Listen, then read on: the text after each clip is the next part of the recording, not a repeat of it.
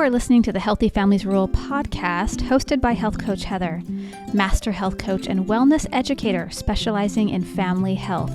This show is about raising a strong, healthy, resilient family with confidence and courage in a confused world. Hang out with me each week to learn practical coaching tips, parenting advice, nutrition and exercise suggestions, and stress reducers to apply to your mental and physical well-being. Come listen to all the Healthy Families Rule podcast episodes on iTunes, Stitcher, Spotify, or wherever you listen to podcasts. Enjoy the show. Okay, welcome to the Healthy Families Rule podcast. Today I am here with Megan Edingger, and she's got a really interesting story and some experience in life, and I want her to introduce herself to my listeners here. So Megan, could you please just give us a little tidbit about who you are and what you do and who you serve and why and all the good stuff? Sure. So Heather, thanks so much, first of all, for having me here. I'm really excited. Yeah. As you said, my name is Megan. I'm the host of the No BS Mama podcast. I'm a 35-year-old mom of three, ranging from ages 11 to 17.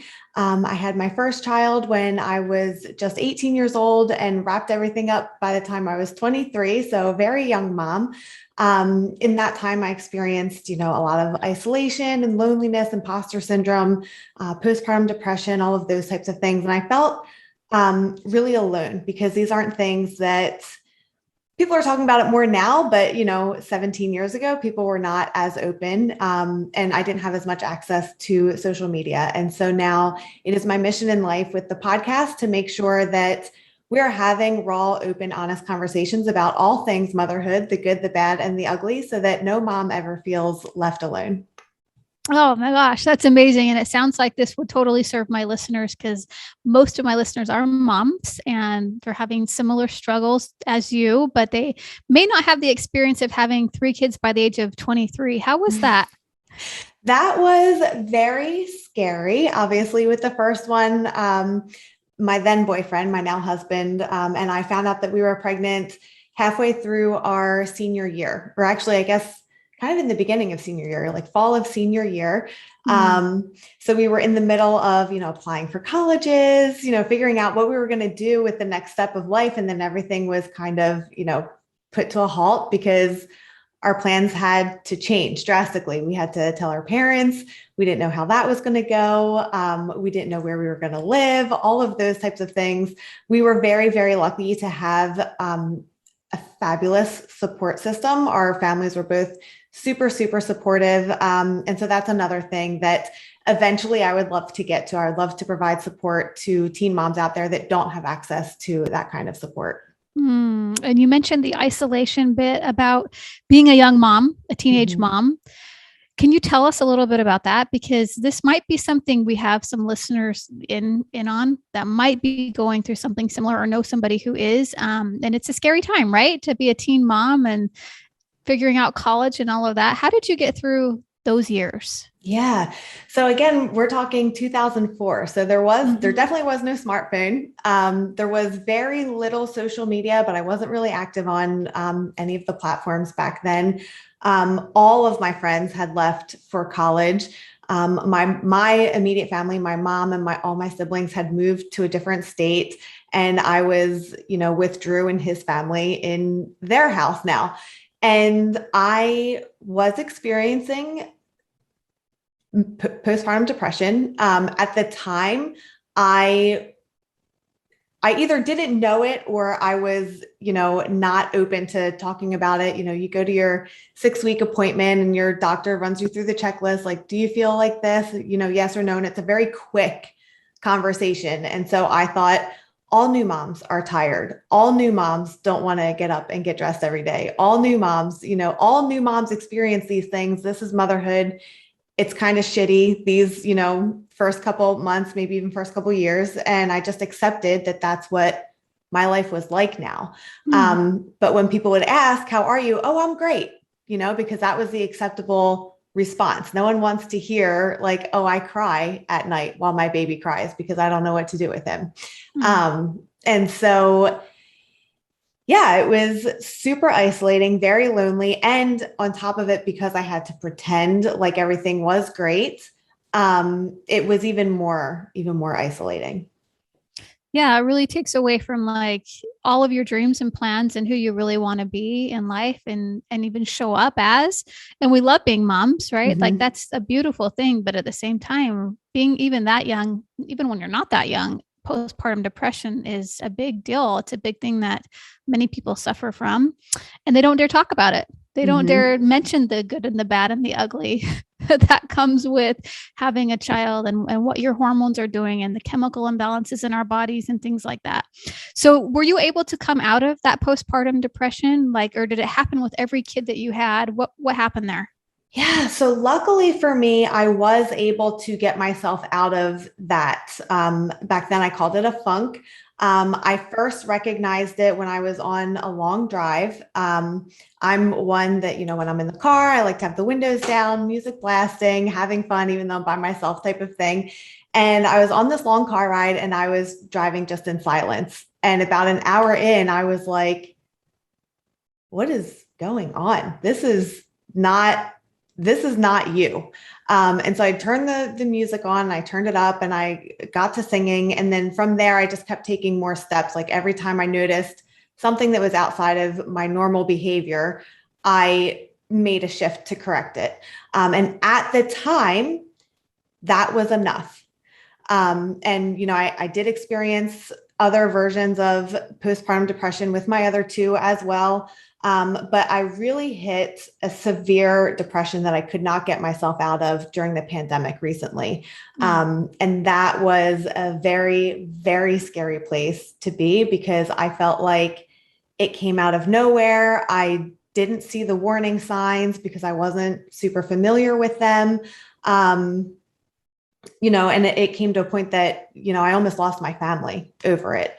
And I got to a point that I had to reach out for additional help. And that came in the form of medicine and therapy, and kind of educating my family as to how they can support me without making it their burden. Right. Yeah. And so that was a huge learning curve. And again, I'm just so grateful that one, I have access to the resources and that I was able to take those steps. And two, that I have the support of my family and we're now better able to manage together as a family. Awesome. You did mention like the warning signs. I do Mm-hmm. want to quickly dive into that a little bit. So, when you say warning signs, were there certain thoughts that were triggering to you that would just spiral out of control when and the depression would hit? What was kind of going on in your mind at the time? So that's a great question because there wasn't just one thing, right? So a lot of it was behavioral, and again, it was the pandemic. So we weren't all getting up and getting showered and getting dressed and doing our hair and makeup every day, right? And so when I stopped doing that, it was just kind of like normal behavior for the time. Um, I stopped going to the grocery store. I couldn't handle it because the shelves were bare. It would send me into a panic attack because it would feed my anxiety. That's a whole different thing. But really, depression is a liar. Depression is a liar. And so the thoughts that I would have were, nobody cares. You're not good enough. Um, your husband will never understand. He doesn't love you. He doesn't care. And he could tell me the opposite all day long, but I couldn't hear it because the depression and that voice inside your head is so loud. So when people are reaching out and you're ignoring text messages or ignoring phone calls, those were all things that were happening that I was blatantly ignoring. My family would be having fun conversations around the dinner table, and I would just kind of be existing at the dinner table because I had to, not really participating or engaging in the conversation that was going on around me.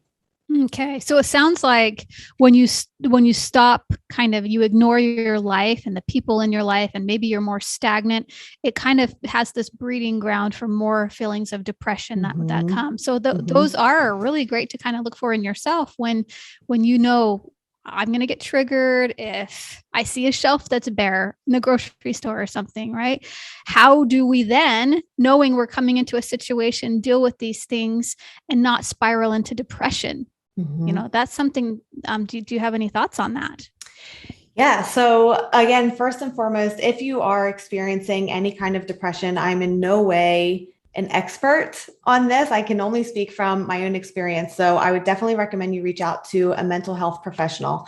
Your mom, your sister, your spouse, your best friend, they're great. It's great if you have that kind of support system, but they're not mental health professionals. They can't really help you dig out of this thing. You need someone who's educated and doesn't normally play that kind of role for you in your life. And so that would be my number one recommendation, would be to reach out for, whether it's your doctor or a new therapist. That's where I would start. Professional help. Yeah. I want to transition this whole depression thing into nutrition, because what I do as a coach is I work with a lot of people that have depression and anxiety, but they're able to come out of it through just proper nutrition and healthy habits and taking care of themselves. I find that they don't always need medication. And I don't know if you've ever felt like that's been the case for you, to kind of balance something chemical within the body when you've really taken care of yourself. Can you touch on that at all? Did you have any experiences with diet and exercise and whatnot? Absolutely. So the thing about depression is you are not taking care of yourself because you don't care about yourself, because you feel like you don't deserve it. Right. And so of course, the first things to go are your exercise routine and your whatever kind of diet that you might be following. And that then feeds the thoughts, and it's just a continuous spiral. Right. And so to your point, whether you need to be medicated or not, I think that the nutrition and the activity aspect is still really crucial, because you can take all the medicine, you can talk to all the therapists, but if you're not doing your part to serve yourself and to lift yourself up, those things are only pieces. You need to complete the whole puzzle. And that's definitely a huge, huge piece of the puzzle, is taking care of yourself. Yeah, I know for me, like I have a morning routine. I have to have a couple hours to myself before the kids even wake up. So for me, that means a 4 a.m. wake up time, which means an 8:30 to 9 p.m. bedtime. And I just know for my mental health, there's no ifs, ands, or buts about it. I just do it. Right. But it's hard to get people to get in that frame of mind to be like, hey, do this, when they don't want to. They have their own lifestyle and their own routines and their own families and things like that. What's maybe a baby step that you feel like somebody could take to getting themselves to a healthier place? Yeah. So when it comes to like a morning routine or getting yourself up early, I always say start at bedtime.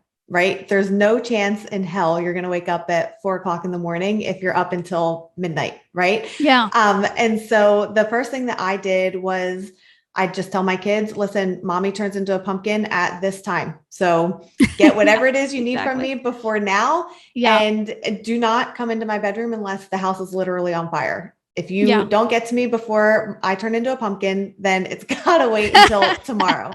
And again, my kids are older, right? So their bedtime is later.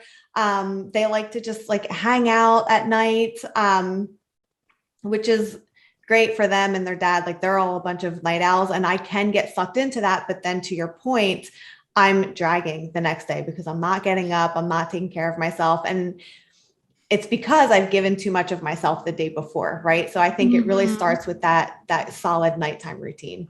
That sleep, right? Like that solid 7 to 9 hours. It's non-negotiable for me. And I tell that to my clients too, because it's going to catch up with them over time. Yeah. Over time of just getting even 6 hours is a mistake, because that is going to catch up over time, and they're going to start to feel that and realize, wow, my hormones really aren't balanced as well as they could be. Chemical imbalances come down the road. And then now we're back to trying to fix it all. Yeah. So I agree that nighttime sleep is really, really important. So we were going to talk about today kind of just quickly on the diet culture and maybe doing some avoiding the diet culture and fueling for performance. Can you talk about maybe what it means to fuel for performance? What do you think by that? Yeah, so there's a couple things here. So one, I'm a distance runner. And so as a health coach, I'm sure you know it's crucially important for me to get all of my nutrients, but especially carbs. And those are so demonized in Right. today's diet culture. Yeah, I know. Um, Yeah. so there's that aspect. My oldest is a wrestler at his school, and he's looking for a state podium this year. And so nutrition is also really critical to him in managing his weight to make sure that he stays within his weight class, which I don't love, but also managing that while also making sure he's properly hydrated so that he doesn't pass out. And he's got it to a point now that he's not having to really worry about his weigh-ins because, he's not out there, running laps in sweatsuits during weigh-in times because he mismanaged his nutrition, like some of his teammates. And so that's something that we really keep an eye on. And then lastly, I have an 11-year-old daughter. And so she's just approaching that age where they're starting to pay attention to what they look like, and they're starting to see things in the media, and their friends are seeing things and saying things. And it's really, really important to me that it starts at home, that they never, ever, ever hear me talk negatively about what I look like, what I'm eating, all of that. Mm-hmm.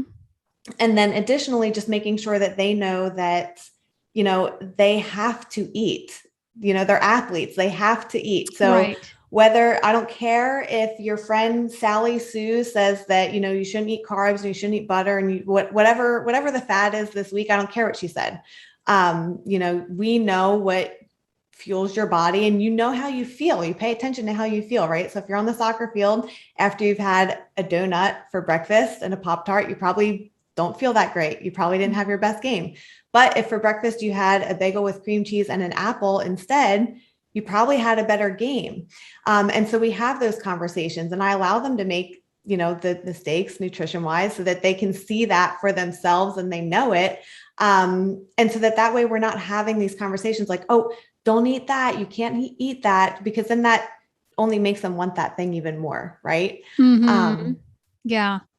I think it's like not saying don't eat that, but also I think there's a huge lack of education on the parents' half now, on what nutrition should look like for the kid, because they're so afraid. They're like, I don't want my kid to see me weighing food or putting portions in this. I'm like, why? Like, we eat so much food as Americans. Kids see us go to restaurants with these big, huge plates of food. That's not right. Yeah. Like, I think kids should see this much of this much of this. And it's not in a way of, hey, we want to stay skinny. It's we want to stay healthy. We want nutrition. And so I think we demonize diets almost to the point where we don't dare like put anything in front of our kids that would make them feel less than, because we're in a culture of, this makes me feel like this when you do this. And it's just kind of this weird woke culture now. I don't understand it, but it's almost like everyone's a victim. Yeah. And I feel like, no, like we got to teach our kids nutrition. Like, this is healthy. This isn't healthy, but you still get to choose. If you're going to choose that, just know here's what's in that. I try to just tell my kids, I'm not going to make you not eat it, but if you choose to spend your money on that thing, here's the ingredients that are in it. This is what they can do to the body. Just FYI. Because I just feel like that's my position as a parent, is to educate instead of step back and just let them go crazy on any and everything. What do you think about that? Yeah, I think you are spot on. So again, my oldest is huge into weighing out his portions and using, macros and all of that. And I allow him to do it. He preps his own food. So that's the deal. I'm not doing that for you. Because, so he's taken on that responsibility for himself, and it's taught him a lot. The one thing I will say, it tends to be boys sports, with weights, whether it's football or wrestling or whatever, you have to maintain a certain weight. I've been at birthday parties and things where, happy birthday, we sing the song and we cut up the cake, and all these parents start, nope, you don't get cake. You have to weigh in tomorrow. And it's like, yeah, that's not right. Right. They're growing, you know? Yeah. And so when we started with these sports that are weight-based, we had to have the family conversation. Dad's on board, the kids are on board, like we are still growing. And so if you need to bump up a weight class, you bump up a weight class. Like I understand there's going to be times where, you've got an extra pound or so of water weight and you've got to cut, but we're not living in such a way that you're cutting weight all season long. Like that just to me means you're in the wrong weight class. Yeah. And so that's how we kind of balance that. Yeah. And when you go to a birthday party and they are having cake or something, and you have a child that might have a gluten sensitivity, it's different than you not letting them eat the cake for whatever reason. But I have a sister-in-law whose son has a severe gluten sensitivity, and he will just go crazy brain wise if he has it, and sugar too. So she just brings his own treat that she knows he can have when they, and when Halloween comes, same deal. Like she just has the treats that are for him, and she's kind of trained him in that way, that this is how you have to eat or your brain doesn't function like the correct way. And some people are more severe than others. That's not for performance, but that is just FYI out there if you do encounter that. Yeah, totally. But, fueling for performance though, if a child isn't performing at all and they're more stagnant, this might be an area where we as parents might not have them eat as much food then, right? Because if they're fueling for performance, they need to have X amount of calories or put more in and listen to their body more. A lot of kids don't want to do any activity. They want to sit down on the couch and just watch TV and play video games. How are we as parents supposed to navigate how much and what if their performance isn't up, they're not getting the exercise in? Yeah, that's really tough. And, I recognize that not all kids are, athletes and some, maybe they're in band or, theater or whatever, and they're not as physically active or physically demanding as far as their bodies are concerned. But I don't know how much you share about intuitive eating, but for me, that's really what it comes down to. Like, my kids used to do this. They used to, eat and eat and eat and eat and eat, especially when they were like at their grandparents' house and they were getting all kinds of, special treats that they normally wouldn't get at home. They would eat until the point that they really didn't feel good. Right. And I had to have a conversation with my in-laws. Like, I'm the mom. And when I say that enough is enough, like that's truth. And you've got to stop or we will stop coming here. Because this isn't healthy. And then this will become a habit that they've learned when they have access to food that they don't always get to binge eat that food. And that's a dangerous place to be. But as far as a kid that just that's just not out and about like regularly, I think that, like you said, you've got to watch your portions. If especially if it's got a sibling that's an athlete, that sibling's portions are probably going to be a lot more, than this kid who doesn't. And that's a weird place to be, I think, because you don't want to punish a child or make it come off as a punishment. But that's, I think, where the conversation needs to be like, why do we eat? Like, what are all the reasons why we have food? We have food so that we can wake up in the morning, so that we can, have the energy to do just the bare minimum, just to brush our teeth and get dressed and, do all that. We have to have good food so that we can do well on the tests that we're going to have later this afternoon in school. We have to have food so that we can, do well in that track meet after school today. There's all these reasons why we have food that are performance related, but then there are reasons why we eat food, to celebrate birthdays. We have birthday cakes and cupcakes and, certain holiday traditions. You have different types of food that are celebratory. And so again, it really, for me, always goes back to that more intuitive, like, how does this make me feel? How am I performing? Whether it's my brain, is my brain performing? Do I have brain fog constantly? Or do I feel like I'm really on top of things and I can get things done? I'm really energized, or not. And so how do we fix that? Yeah. I love intuitive eating when you've hit the point where you feel it in your body and you know it. A lot of people, they don't really understand the signs and they don't really care at that point. They just want the dopamine hit. So intuitively, they're like, well, I just intuitively want chocolate right now. I just want a whole bag of chips. Like, it's hard to like train even a child that's 8 years old that that's thinking about food all day long. Let's say she's coming in and out of the kitchen all the time, asking for snacks nonstop. You can see that she's getting heavier. You know it's unhealthy, and you just don't know what to do at this point because you have now a child who's not very active, who constantly is thinking about food because something in the brain just isn't quite right. There's something there that's kind of an addiction pattern going when it comes to food. I have a friend whose daughter's like this.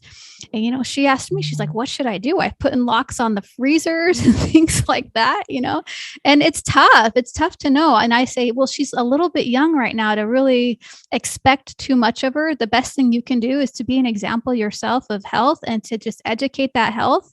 And I always put a healthy snack board out and I make my kids eat that before they want anything else. I'm like, we got vegetables and fruits on here and have a glass of water and wait another 30 minutes and then come back and ask me. I try to slow it down like that instead of let the kids come and eat all day long. But have you ever experienced that in your house or within the family? Yeah, there's so much right there. I think with everything, parents need to lead by example, right? Kids are not do as I say, not as I do, right? They're going to do what you do. So if you are, having a box of cookies after they go to bed, they know that those habits exist. They do. Mm-hmm. They do. Kids are way smarter than we give them credit for. So that's one thing, the leading by example, like you said. And also, like you said, there's so much misinformation out there about what is actually healthy. And so I think parents right now are just left without any resources because their pediatrician is only looking at BMI, right? They're not really looking at the full person. Mom and dad probably grew up, in the 80s or 90s where, you can't have fat, you can't have do the low carb thing, do this, do that. And so, you've got so many parents now who think that, their kids can't have beans and carrots because there's carbs in them. That's a problem. Right. That's a huge problem. Yeah. And so I think that resources like this, where they can come and find accurate information from a professional who's not, just on the next fad diet to lose the weight the quickest, because we know that that's not sustainable. I think that right now it's crucial for parents to be leaning on as many of those types of resources as they can find. Oh, absolutely. Yeah. And I would just say, if I did have a child who is more stagnant and not moving as much, I would try to get them involved more. Mm-hmm. So I know when kids aren't old enough quite to go to the gym and have a membership, I do have a son right now who has a gym membership. And so he's 13. So I take him with me to the gym a couple days a week in the morning, and he goes with his dad running, 3 days a week in the morning. Mm-hmm. But I have this other child who's not quite old enough for that yet. So I have to be mindful about, let's go on a bike ride together today. Let's go out when you get home from school. We'll head to the park. The weather's nice right now. You have to get them out moving more, and you need to be the responsible one as the parent to get them moving more, because they're not going to want to do it.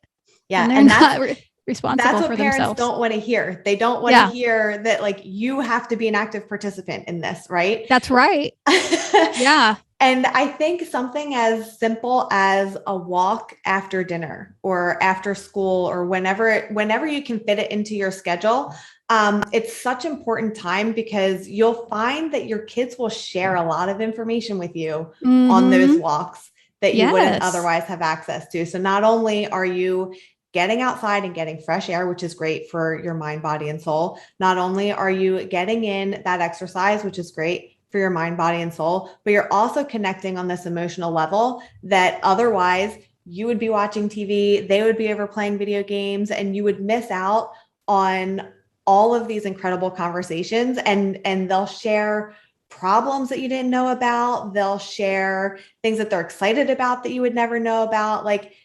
You're sitting around the dinner table. How was your day? My day was fine. Kids will give you one word answers, but if you put them in a situation where you're walking and there's nothing else to do except talk, they'll talk and they'll share things and you'd be surprised. And they want to share things, but They do. it has to be like at certain times. Mhm. I found that myself, and just knowing their personality types and how they like to move their body. Like my daughter, if you said, "Hey, let's go make an obstacle course outside. We'll do hopscotch and jump rope," that would be fun for her. Yep. It has to be fun, or she's not going to do it. Mm-hmm. But if my son wants to play basketball, he's all about sports, let's go do racquetball. Let's go do basketball. If I say that, he's like ready to go, Mm-hmm. So you really have to know your child and the way they like to move and their patterns for that too. And then you as the parent need to be the responsible one to make it happen. Mm-hmm. Right. Mm-hmm. Love it so much. Okay. Awesome. Well, tell us, do you work with families? What do you do? Is this a career you have? Tell us a little bit about that. Sure. So you can find me at the No BS Mama podcast, wherever you listen to podcasts. Okay. Right now, I focus primarily on moms. So support regarding, parenting, relationships, body image, mental health, whatever you're going through as a mom, I hope to be that solution for you. Right. At my podcast. I also have a free Facebook community where the focus there is to be a non-judgmental place where you can come for support.